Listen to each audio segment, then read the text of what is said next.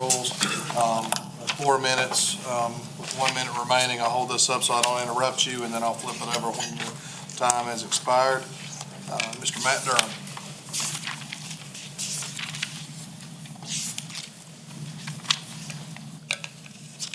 Good evening, guys. I'm here tonight to speak once again about the tax increase, in particular Mr. Paul Kane's defense of the tax increase.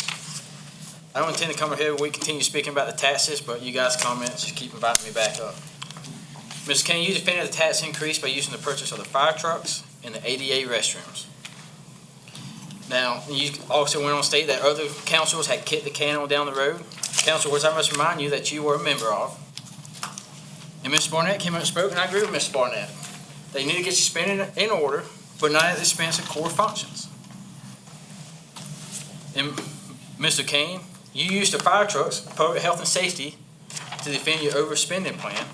Not mention all the other overspending and stuff you spend money on that you don't need to, but you just help public health and safety like it's a serious matter, and it is, but you used it. And I've been out here and seen many times Mr. Wayne McCall speak on matters of health and public safety, and you sit over there and smirk and make faces like it's some sort of game. And I used to coach college football, and one thing we always tell the kids is, the eye in the sky, it doesn't lie. The camera doesn't lie. And it's important for you guys to realize that, yes, core functions matter. And you guys don't need to spend every penny that you get in. You need to spend what's necessary to provide high-quality core functions to the citizens of this county. That's right, the citizens, not the Clemson University students, out-of-state, out-of-town Clemson University students, but the citizens of this county who pay the taxes who will let you guys be in office. Thank you. Mr. Barnett.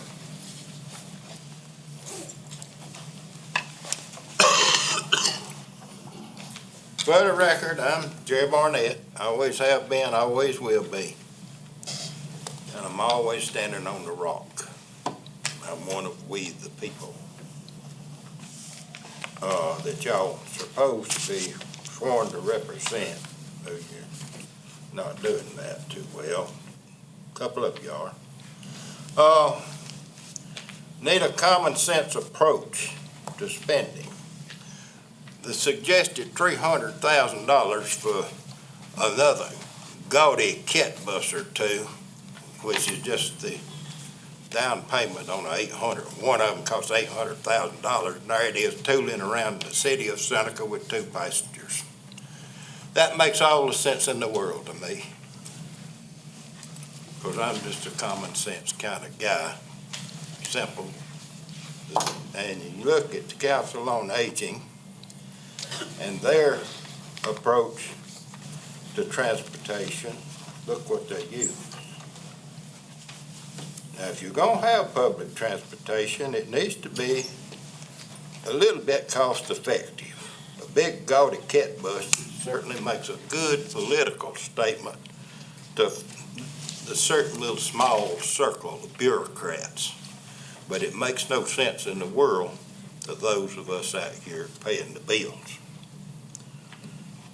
I'd like to thank Ms. Brock for the work she's done on solid waste. This is something that concerns us all. We're going to drown in waste if we don't do something about it. But you've wasted all your time and your resources on schemes to violate private property rights. If you put just a fraction of that time and resource into this solid waste problem, you could solve it. Thank you.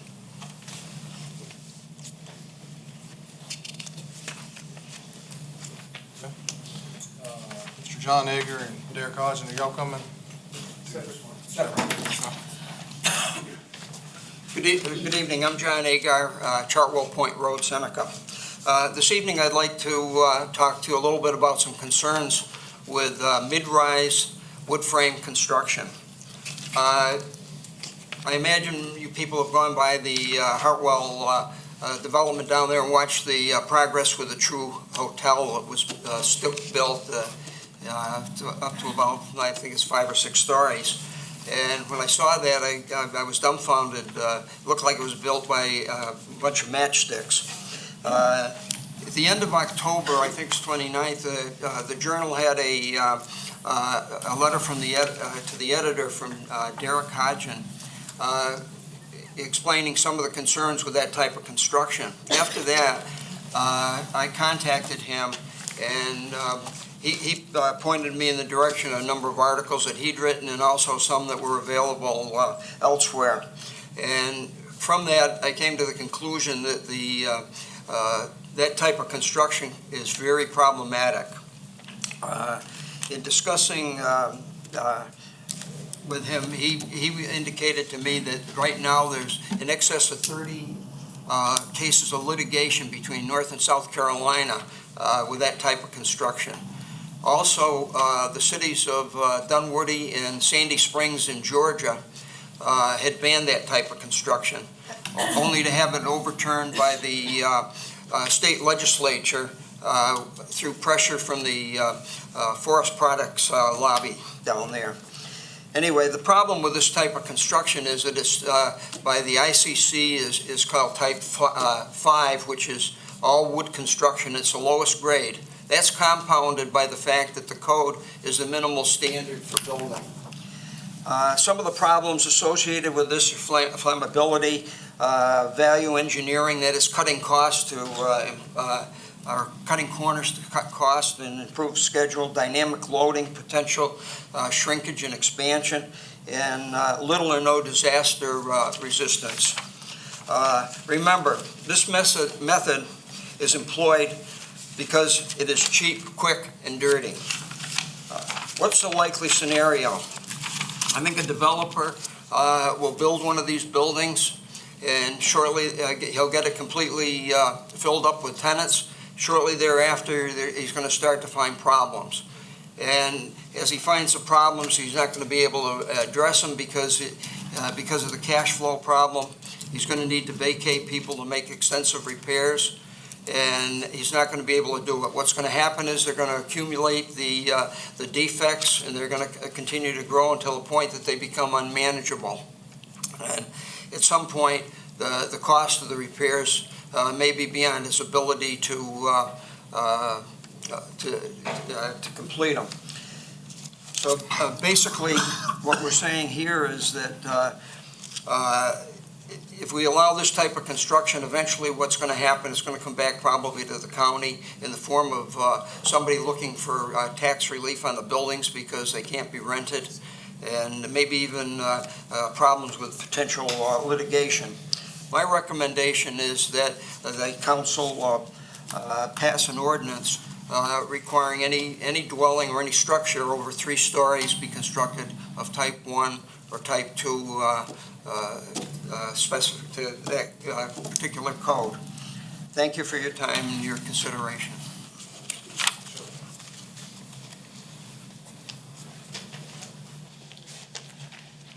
Mr. Hodgen. Good evening. My name is Derek Hodgen. I'm a professional engineer licensed in South Carolina as well as many other states. I make my living as an expert in construction litigation. So I have nothing to gain by telling people to build better. But in the last few years, there's been this swell across the country, not just here, but ever since it's been allowed since the 2009 code allowed it. South Carolina passed on the 2009 IBC, so I waived it and started until 2012.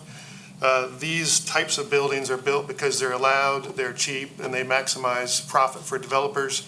But they are extremely problematic. Actually, the 30 cases that John mentioned are just cases that my firm is engaged in construction litigation as an expert on those cases. There's many more than that.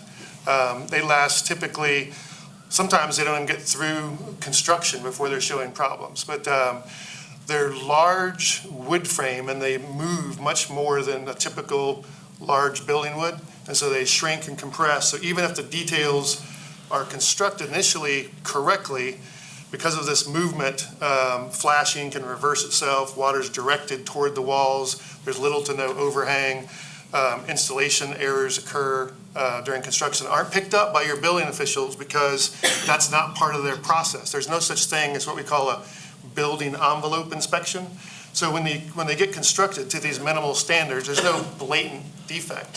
But as you walk away and they get subjected to the environment and rain events, they show themselves very quickly to be of poor quality, and distress shows up pretty quick within the first few years. Most of the stuff I've seen in this area is problematic and defective and will be subject to significant repairs in the next 5 or 10 years. Even if you stopped now, there's so much of this product in the stream of commerce, I will be busy for the next 5 to 10 years.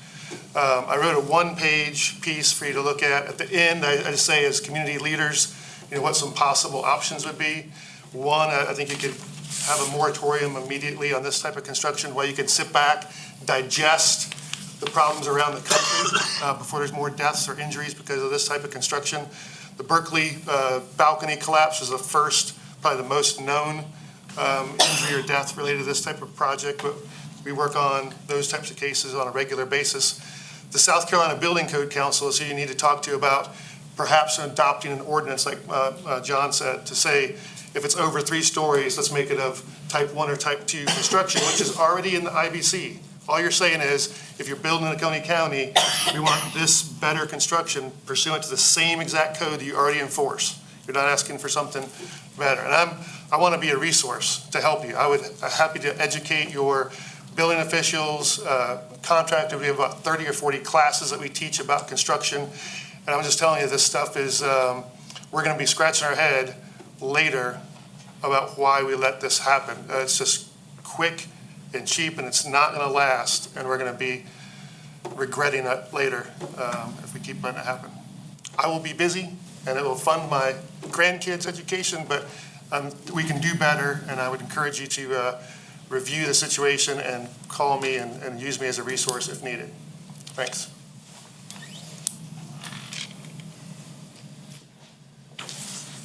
Any other public comment? Any written comments can be delivered to Ms. Smith. Move to close public comment. Mr. Chairman, I have one thing to say. Oh, sorry. Yes, Go ahead. that was what I was fixing to open up. Sorry. Council member comments. Go ahead. I want to thank the 2 gentlemen that just presented for coming forward to us. I agree. I share your concern. I used to work down in the town of Clemson in the last 6 years, and I saw all these type buildings going up all over the place. And not only is it going to be a problem, it's going to be a huge fire issue going forward also. And, we're talking about buying new fire trucks tonight. One of the reasons is all this is going on. And so I agree with your concern, and I like the idea of a moratorium going in. So thank you for coming. Any other council member comments? Yes. Yes, sir. Mr. Elliott's reading my mind. I don't know how he's doing it. You gentlemen brought up a very valid point. They build these hotels, student housing, they come to the council. Oh, we want a fee in lieu of, we're gonna do all this stuff, and it's gonna be big investment. You guys are told the exact truth, 100%. You see what's gonna happen. Gonna catch fire. Hotel's gonna catch fire. It's gonna burn. It's gonna burn. When they built that one down there, my brother and I watched it go up. They don't fire barriers. They didn't even put no blue lumber between the floors to even stop the fire. And they come to council and, oh, we want a fee in lieu of, this is gonna be student housing. We're gonna do this. And you guys are dead on the money. And I appreciate you coming here tonight and bringing this up. And I agree with Mr. Elliott, it needs to be a moratorium on this thing. Because then when somebody gets burned up, oh, the developer, he done haul freight. Maybe changed his name, maybe gone bankrupt. Can't get him.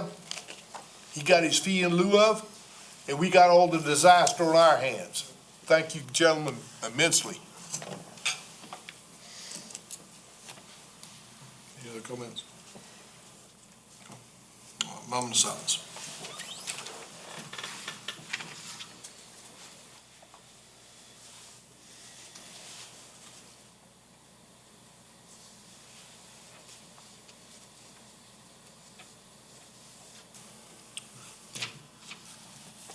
Mr. Hart, hang on, sorry.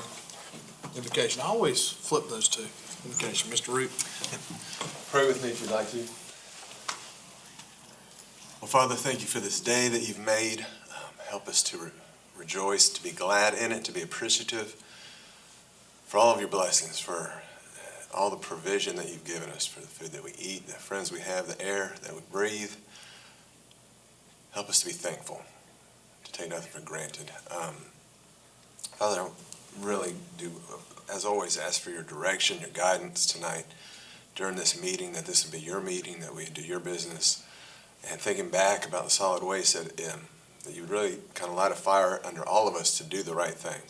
It's really a spiritual matter. That this is your creation, that we are here to be good stewards of it.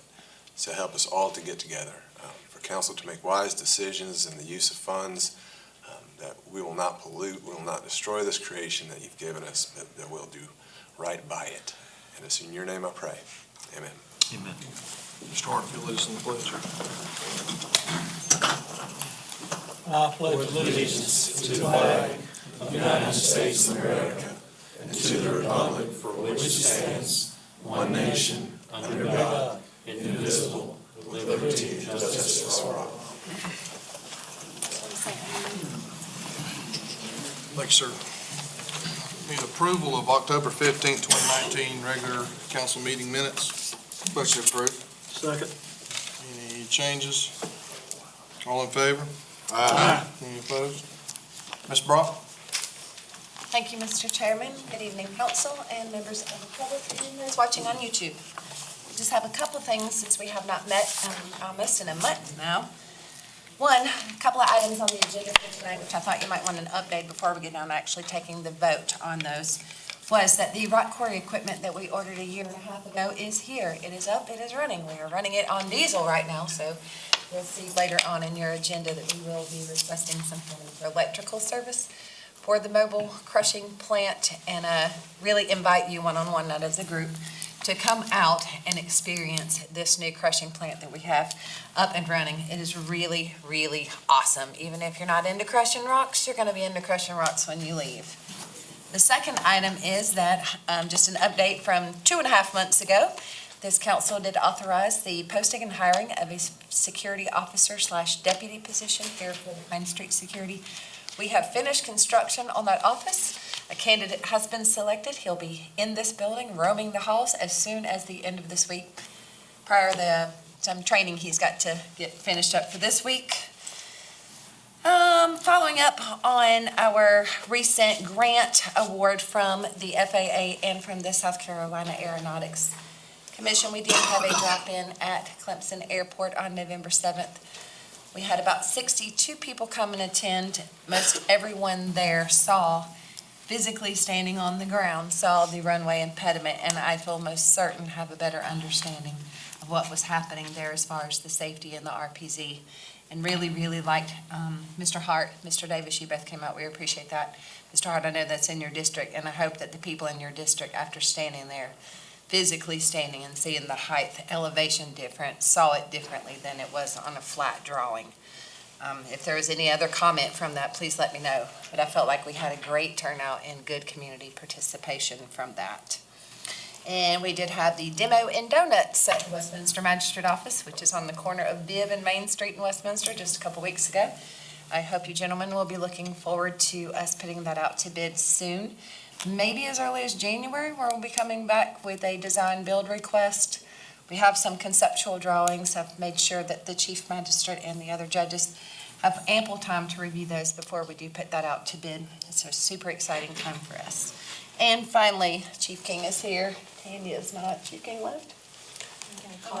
Firefighters, you know. We did have our first annual Employee Veterans Day cookout after the Veterans Day parade this past Monday night at the Emergency Services Complex in Westminster. We had about 40 people come, and from the turnout that we had, I can tell you now we'll do it again next year and hope it gets bigger and bigger. This is for past and present employees who are veterans. Well, I'd like to echo your comments about the airport, and I appreciate the staff for taking their time to stay over and go through that and through that. And I think it gave me and Mr. Hart a lot of good times in talking to people. And, you know, this issue with the road has been there a long time. It's not something that was created overnight. FAA, forget the exact date I was told, but it was several years, even before I became on council, that they noted the fly and departure angle. So it wasn't something that was magically created to fill dirt in. So it was something that was done for the safety of the pilots and the safety for the people that may be on that road that could be an issue. So I appreciate that, and I think there was a lot of good conversation that I had, not just about the airport, but other things going on in the county, and some people were just excited to be able to walk out on the runway area. Weren't they? And see a jet land or see the Clemson jet take off, and I appreciate all the staff does over there, and I appreciate, like I said, them just opening up their doors, because I think that was a big step, so. I do feel like we got a lot of good feedback. I happened to work since this past Saturday was our last home game for the season. I did work Saturday, and we had a couple of people that came to the meeting, the community meeting. They came by on Saturday wanting to see the planes coming in. I felt really good that they feel more comfortable with the airport being part of the government and not this big secret place behind this fence. And I did feel like a lot of credence was given to the fact that when we walked them out, they're physically looking at something physically tangible in front of them was very different than handing them a conceptual or an engineered drawing. So I do feel like we made some strides there, and I appreciate that again, Mr. Hart, for that opportunity. The only complaint I got was we didn't give airplane rides, so maybe we'll. I didn't get to even do. If I may plug the Humane Society's fly-in, since you brought that up, usually the Saturday before Mother's Day every year. This will be the 18th year in 2020. I don't know what the date is, but it is the Saturday before Mother's Day. And flights are available at the Humane Society's annual fly-in. All right, any other questions to the administrator at this time? If not, we'll move straight into the first reading, the following ordinance 2019-23. Ordinance authorizing the execution and delivery of infrastructure tax credit agreement between Oconee County, South Carolina and Technology Solutions of South Carolina. Do I have a motion to approve first reading? So moved. Second. Discussion? All in favor? Aye. Any opposed? Okay. Ordinance, first reading, following ordinance 2019-24, ordinance authorizing the county administrator to enter into an addenda for lease agreements to which the county is a party, providing for alternate comprehensive general liability insurance requirements and other matters related thereto. Motion to approve. So moved. Second. I do have a statement on that. Some of the leases that we have out there, especially some that we've done in the last 2 years, the extraordinary requirement for the liability limits we required was $1 million, and then we required an additional $1 million on top of that, which was an umbrella type policy. Those policies can range anywhere between $4,000 to $5,000 depending on the entity. What I had noticed is with leases that we even had out there, some of them didn't have the umbrella policy. They had the underlying limits on there. And so my question to Mr. Root is, this organization that didn't have this was their reason given, and they were, I guess, trying to get some, and umbrella policies are not the easiest thing for an insurance company to put out there. So they throw out a $7,000 to $8,000 number. So the idea was to make sure, number one, that the leasee had the $1 million general liability, and all leasees that we are noted do have that on there, but they do not have the umbrella policy on there.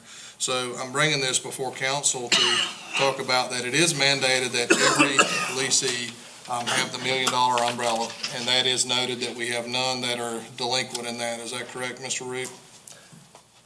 Delinquent, I couldn't say that that's absolutely accurate. There are some minimal requirements that are less than. I don't know if you're speaking to that, but as far as I know, as far as people who have $1 million per claim or per occurrence requirement, and then a lot of them have $1 million aggregate, some have $2 million aggregate, which is what y'all are setting as a minimum. As far as I know, everybody's up to speed with that. Okay, correct. So the requirements would be $1 million underlying limit, $2 million general aggregate, so it's $2 million during the policy term that it would pay out $1 million per claim. So this ordinance would be removing the actual umbrella, which would actually, nobody has purchased it, but it would save a nonprofit entity somewhere in between $3,000 to $6,000 a year on there.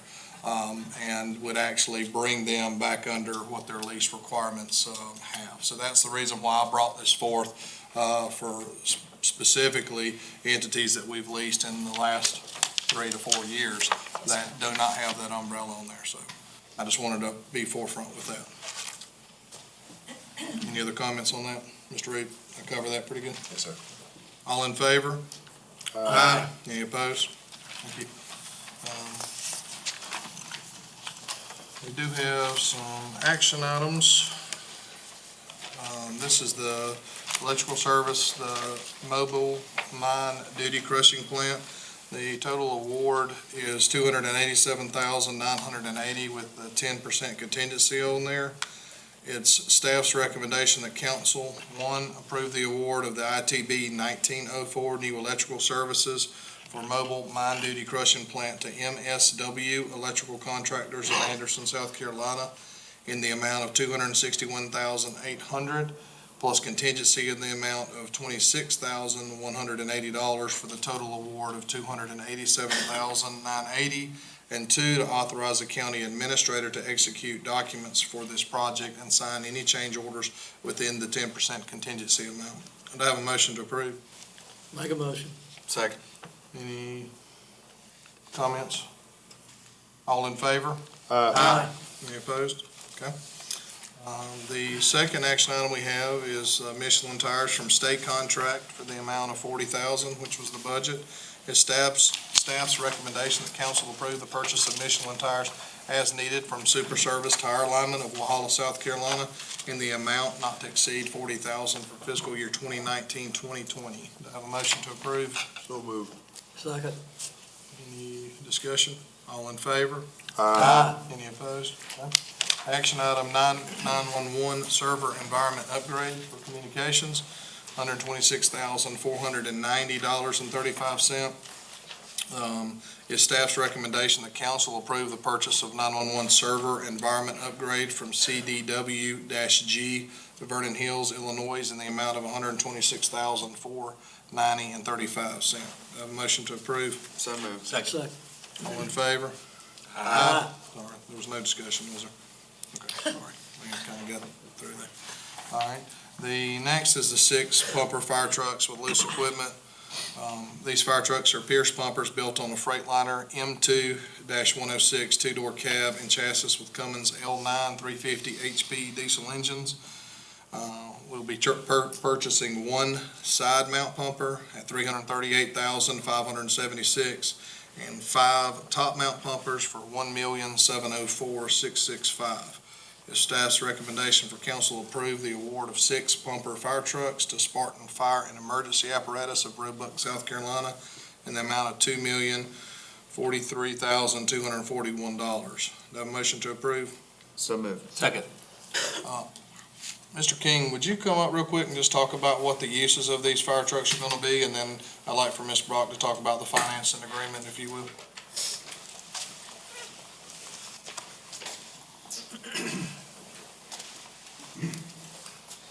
I can. First, if you don't mind me just correcting what's in the slide right here, the very last sentence, 1 side mount pumper and 5 top mounts, those are actually the opposite.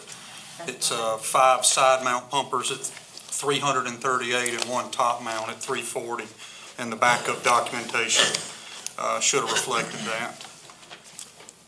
Or it does reflect that, should be in everybody's hand.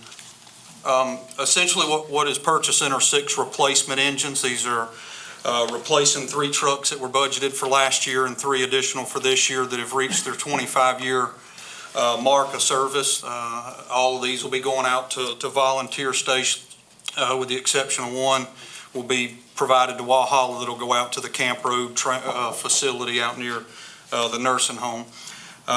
Each of these are 2-door commercial cab, just Freightliner trucks with a basic NFPA required load of equipment on them. The upgrade to the truck is in compartment space from where you'll see ladders that go into the rear of the truck that allows additional compartment space on the passenger side of the truck. Both have 1,250 gallon a minute pumps, which is pretty basic, and 1,000 gallons of water is what they would carry on them. Again, there's options to carry less water, but certainly not what we need here in Oconee. We need to maximize and carry as many gallons as possible, but anything above 1,000 gallons requires us to go to a larger chassis, heavier weight chassis and larger horsepower engine, so just a good medium duty use engine for us. Any other questions to Chief King? The selection of the trucks and everything, that came through the commission? It did. It came through the commission and the stations that are receiving the trucks. But again, we took and went to the stations about what their needs were. And again, that's kind of where you come up with the one top mount where the apparatus driver stands on top versus the others where they would stand on the ground, maximum compartment space, maximum load of water on it. And again, just a minimum horsepower of 350, and then we kind of looked around. There was one recently delivered. Anderson County is buying this same exact truck. They just took delivery of 2 additional ones, so they were actually able to go and see the truck, touch them, drive them, and again, this is just going with what's the norm for volunteer stations around us. And from a citizen input, why is it important for us to replace our fire trucks every 25 years? I think why replacement 20, so that we ensure that they're dependable when they run.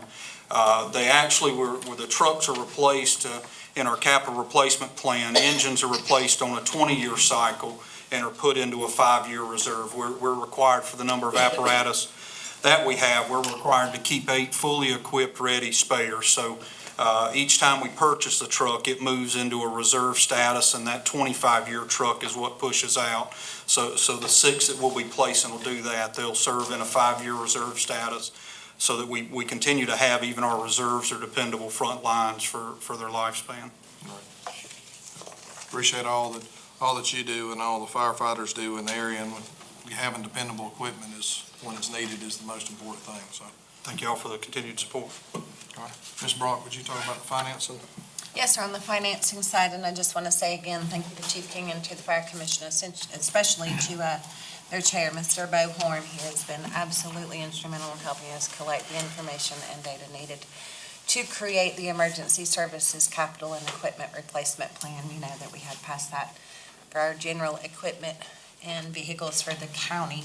But because emergency services in years past had received that designated millage funding, I didn't really want to blur the line there. So with us establishing the creation of that emergency services equipment and capital replacement plan, say that fast 5 times, we had created the list, the priority list, and I know you've seen it a million times, so I'm just refreshing everyone, for the replacement of the pumpers, trucks, and other equipment utilized by emergency services. With that, last year, Chief King, correct me if I'm wrong, please, we had 3 trucks that were up for replacement. 2 had been funded, 1 had been underfunded. There were an additional 3 trucks this year, 3 trucks again this year. That equals the 6 trucks that we're looking at here. Although we had the funding in the bank, we know that we've got 3 more coming next year. Instead of us throwing out one large capital cost and still being 3 trucks behind on schedule, we decided to take that cost and do like a funds smoothing to utilize the money that we had on hand as the investment at a very low interest rate over a 5-year period of time to make this one-time purchase for these 6, continually funding the equipment needed in the future so that we would not put ourselves in a giant deficit to make this purchase that had been overlooked for the previous fiscal year. All right, we do have a motion and a second. Any other discussion? All in favor? Aye. Any opposed? Thank you. Next, we have council consideration and approval for adding full-time position for life after lockup participant when he's released from the Oconee County Detention Center. Staff's recommendation that council approve the request from Oconee County from the Sheriff's Life After Lockup Program. Just in short, the inmate came to the detention center January 25th of 2019 from the Department of Corrections as a part of a designated facilities agreement between Oconee County and the SC Department of Corrections. He was assigned as house janitorial duties. They soon realized that he had a lot of knowledge and training in HVAC and refrigeration from his life outside of the prison system. He began working not only in the detention center but also in the sheriff's office. He saved the department numerous service fees on our air conditioning and most of our kitchen equipment over the past summer. We calculated our expenses just for the labor we save from having him do the work. That amount this year has been so far $13,824. Again, it's staff's recommendation that council approve this request of the Oconee County from the Sheriff Life After Lockup Program. Have a motion to approve. So moved. Second. Any discussion? Yes, I would just say that I think this is a great program. And I want to thank Sheriff Crenshaw sent me in the back, but what a wonderful program. Thank you. Any other discussion? All in favor? Aye. Next, we have council approval to allocate matching funds not to exceed $300,000 to the city of Seneca, Oconee County Electric Bus Expansion, grant number SCE 2018-18-0. I'd like a motion to table this until the December 3rd? It is the third. December 3rd meeting? Could you frame that just as a motion to postpone? Yeah, I'd like to instead? make a motion to postpone the council allocating matching funds not to exceed $300,000 for the city of Seneca, Oconee County Electric Bus. Make a motion. Second. Any discussion? All in favor? Aye. Mr. Chairman, Yes, sir. I was gonna vote against this anyway, but this goes up. I'm glad the sheriff's here tonight, just to back my hand. We're spending money, $300,000, and yet I'm trying to get health care in this county, in the building down there. We got people that lost their retirement when their accounts were rated, West Point Stevens and Avondale Mill. We got a vast majority of textile workers with no care. And then I find out this morning through David, the sheriff's department, his men retire. Guess what? They got no health insurance until they get 65 to draw Social Security. We got a veterans population, 7,000 of us. That we got the Mission Act, whoopee-doo. It pays Medicaid rates to any doctor that will take us. And there's no doctor's gonna take us. Who's gonna do for Medicaid? We need, it's like some of our speakers tonight have brought up, we need to rethink how we spending the money. The city of Seneca could take buses, they ain't got nobody riding on them anyway, and use them for the expansion. 2 members of City of Seneca Council has approached me. We gotta get out of this thing. This is bad. So, we need to rethink this. Thank you. All right. The next action item is request for council to approve funding allocation for $3,000 to Golden Food Pantry. Food pantries to provide emergency and supplemental food to disadvantaged and low-income residents of Oconee County. 2018 Golden Corner Food Pantry served 1,139 households, 2,253 individuals per month through the daily and senior programs. The request included help with clothing, employment, utilities, and health care. Funds will be used to purchase food from Golden Harvest Food Bank and local grocery stores for distribution to disadvantaged to low-income families and seniors in the community. Do I have a motion to approve? So Make a motion. Second. A motion and a second. Any discussion? In favor? Aye. Any opposed? Okay. All right. We have Building Codes Appeal Board. Got 2 people talking about building codes. Interested in? You're still here. I mean, we can give you the application right now. So, but I don't know if I could double dip. so we still have that. We have Arts and Historical Commission. We have District 3 open up on there. We have no questionnaires at this time unless there's any coming from the floor. No, I think I found somebody, but he's not filled out a questionnaire yet, so hopefully we can get him to send one in soon. We have no unfinished, any new business from the floor. And we do have, need a motion to go in executive session for the following. 1, discussion regarding an economic development matter, Project Aztec. 2, discussion regarding economic development matter project Bolt. Are we just taking that off? Sorry, we're taking off I didn't take it off. Zeta 2, sorry, I can't read. 3, discussion regarding economic development matter project Anvil. 4, discussion regarding economic development matter project Trout. 5, discussion regarding economic development matter project Bluebell. 6, receive legal advice for discuss opioid litigation. And 7, discussion regarding personnel matters related to auditor, delinquent tax, and treasurer's office. We do, after that, have 2 first and final readings. I just want to be clear to the public for Resolution 2019-21, which is the opioid litigation, or the national prescription opioid litigation. There is also regarding action items, Project Aztec and Project Bolt after this. I just want to be clear that there is actions to be taken after, or can be action taken after executive session. Do I have a motion to move in executive session for those?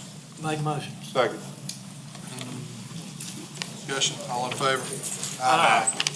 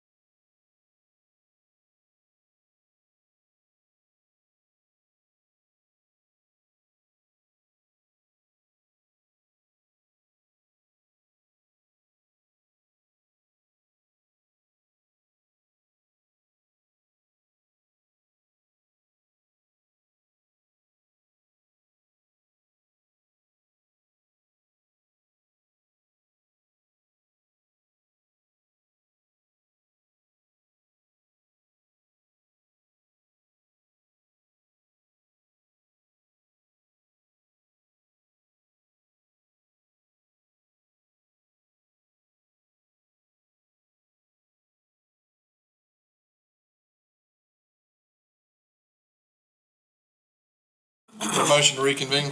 Second. All in favor? Aye. No action was taken in executive session. We do have a few first and final readings, or I can accept motions from the floor. Way to go, if I may, Mr. That would be fantastic. Is to go ahead and take a motion to approve Resolution 2019-21, a resolution to opt out of the nationwide class. This is the first item listed on the agenda, so y'all can have a motion, a second on that, and then vote. And so obviously, if that motion carries to opt out, then you wouldn't need to vote on the next one. So we'll have first and final reading, Resolution 2019, a resolution to opt out of the nationwide class certified for negotiation purposes in re-national prescription opiate litigation. Do I have a motion to approve? So moved. Second. All right, any discussion? All in favor? Aye. Any opposed? Okay, so there's no reason to have the, that is a resolution approved to opt out, okay? We have discussion regarding action items. Do we? Do not need the one for Not need the Aztec. one for Aztec. Do not need the one for Bolt. Do we have any other? Yes? Yeah, and she does need one for Yes. Bolt. Okay. We do need a motion to authorize the county administrator to execute and deliver a letter of support in relation to Project Bolt. So Make moved. motion. Second. Okay. A motion and a second. Any discussion? All in favor of letter of support? Aye. Any opposed? Okay. Any other motions? Motion to adjourn. There we go. Second. All right. Any discussion? All in favor? Aye.